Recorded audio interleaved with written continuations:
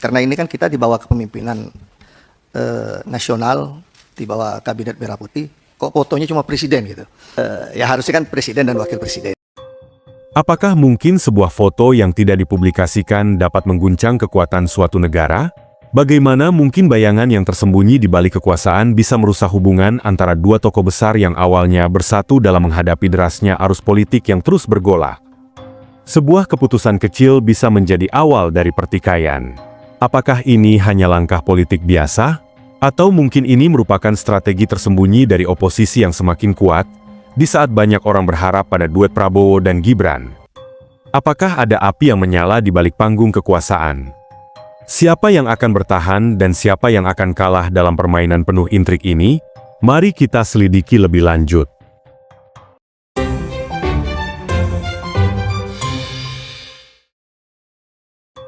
Polemik terkait foto Wakil Presiden Gibran yang tidak dipasang dalam presentasi Rakornas pada November 2024 bukan hanya menjadi topik perbincangan ringan di warung kopi, tetapi juga berkembang menjadi isu besar yang membagi banyak pihak.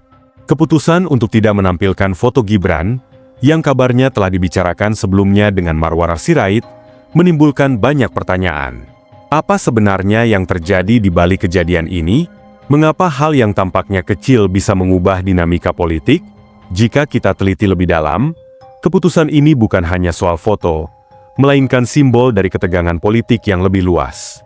Kelompok oposisi yang sudah lama mencari celah untuk memecah belah Prabowo dan Gibran melihat kesempatan ini sebagai peluang yang sangat baik.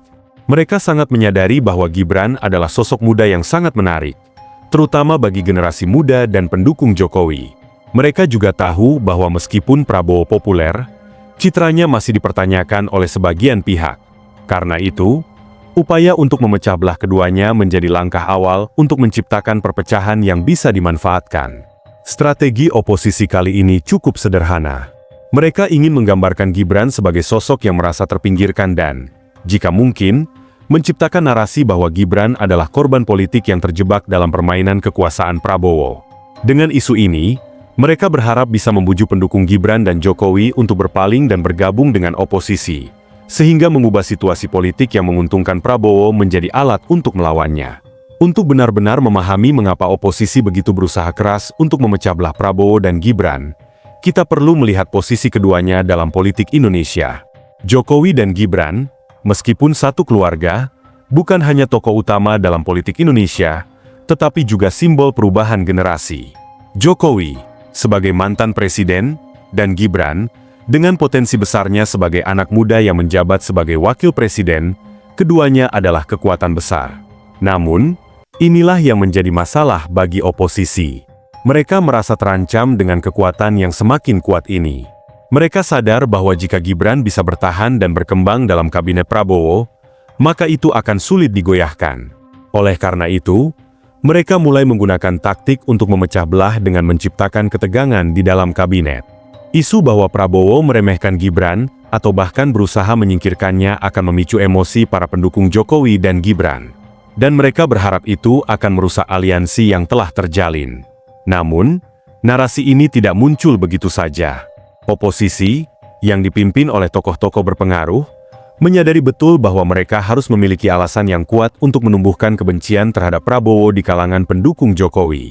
Mereka memanfaatkan foto Gibran yang tidak dipasang sebagai pemicu untuk menggali lebih dalam ketegangan antara kedua pemimpin ini. Langkah pertama yang mereka ambil adalah memanfaatkan ketegangan yang sudah ada di antara anggota kabinet. Polemik ini pun menyebar ke DPR, di mana beberapa anggota mulai panas ketika isu foto Gibran mencuat.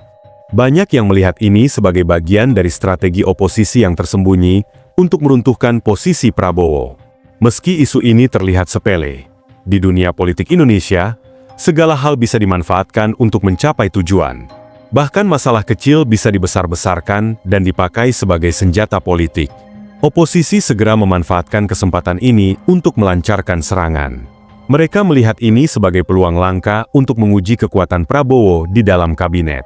Jika Gibran merasa terpinggirkan atau tidak dihargai, mereka percaya itu akan memperburuk hubungan antara Gibran dan Prabowo, yang pada akhirnya bisa menggoyahkan koalisi yang ada. Namun, apakah langkah ini benar-benar akan berhasil? Apakah Prabowo dan Gibran benar-benar terperangkap dalam permainan politik yang dimainkan oleh oposisi? Jawabannya belum jelas. Tetapi satu hal yang pasti, ketegangan ini akan terus berlanjut, dan banyak pihak akan mengamati apakah kekuatan oposisi akan semakin kuat atau justru berbalik arah. Oposisi Indonesia tidak pernah diam. Mereka terus berusaha membangun narasi yang menekan Prabowo dan Gibran, dengan cerita yang sederhana namun efektif. Mereka ingin meyakinkan publik bahwa Prabowo sedang berusaha mengorbankan Gibran demi kepentingan pribadinya. Mereka ingin menciptakan citra bahwa Prabowo, setelah berhasil mengamankan posisinya sebagai presiden, kini berusaha menyingkirkan anak mantan presiden untuk memperkuat kontrolnya atas kekuasaan. Namun, narasi ini tidak muncul begitu saja.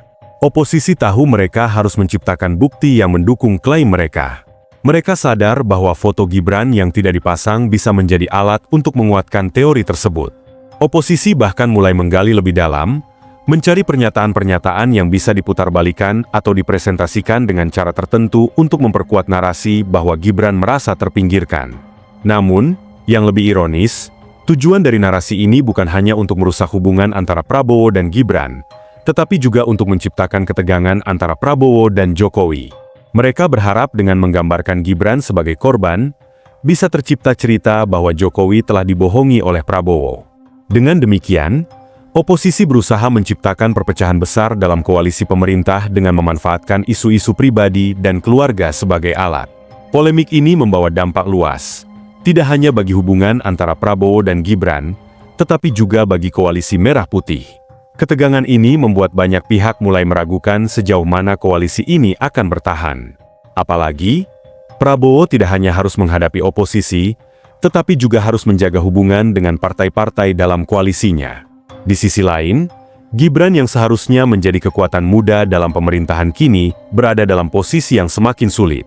Sebagai wakil presiden, ia harus menjaga jarak dengan Prabowo, tetapi di sisi lain, ia juga harus menunjukkan bahwa dirinya bukan sekadar simbol anak mantan presiden. Ini membuat Gibran semakin sulit memainkan peranannya secara optimal dalam pemerintahan.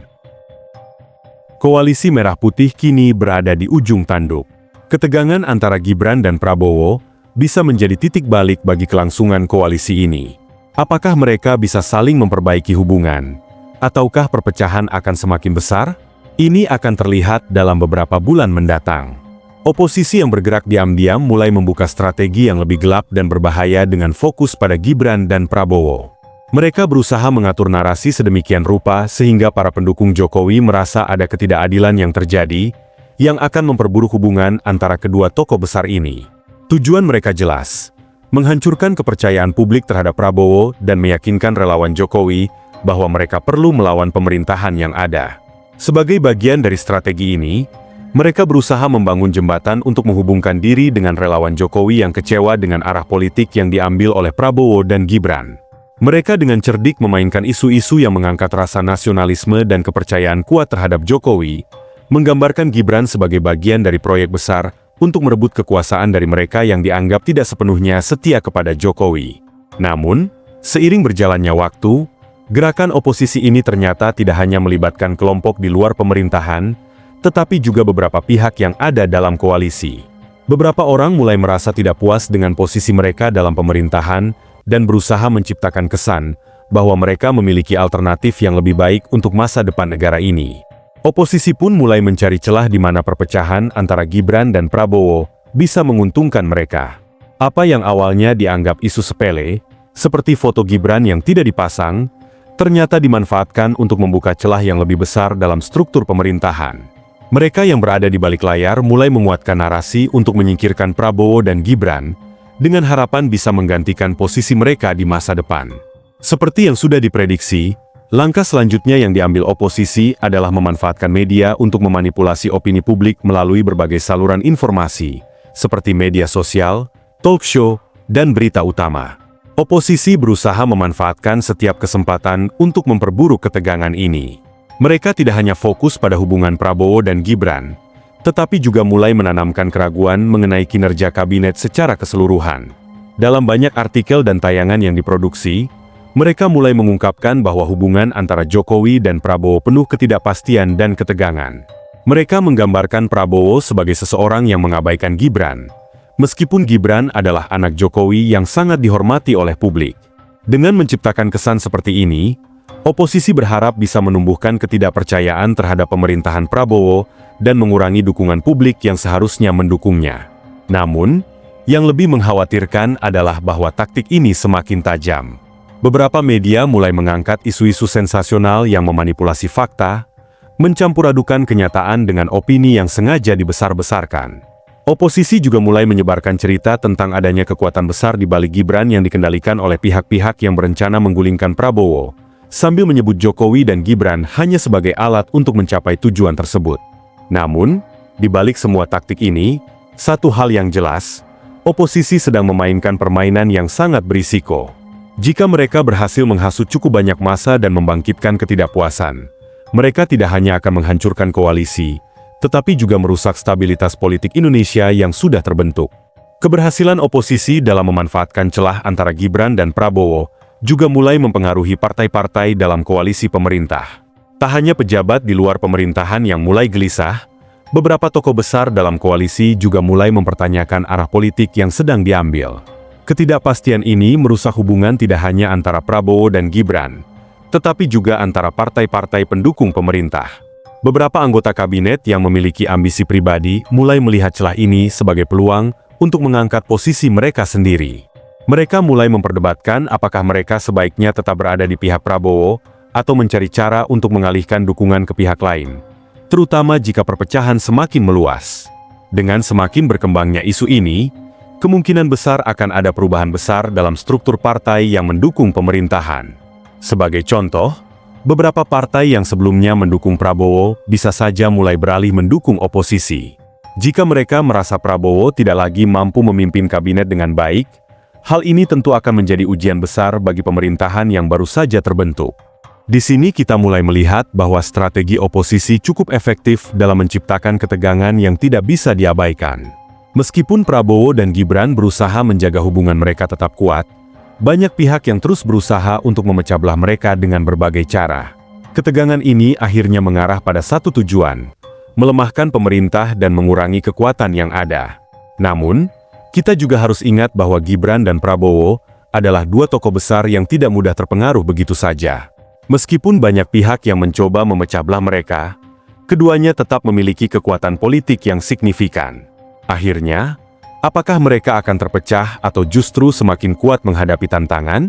Hanya waktu yang akan menjawabnya.